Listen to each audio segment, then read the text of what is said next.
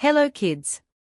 Today we will learn how to create a folder, how to delete a folder, and how to change a folder icon.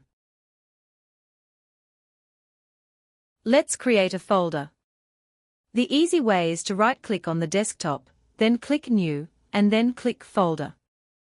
A new folder will appear. Now type a name for your folder. But there is a shortcut too.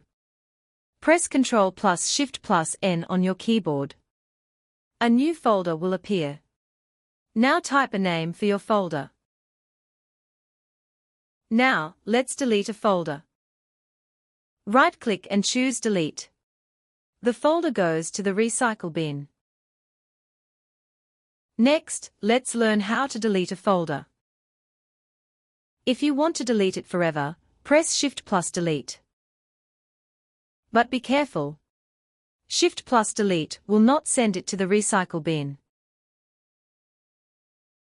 Now, let's make our folder look special by changing the folder icon. Right-click the folder, then click Properties. Go to the Customize tab. Click Change icon.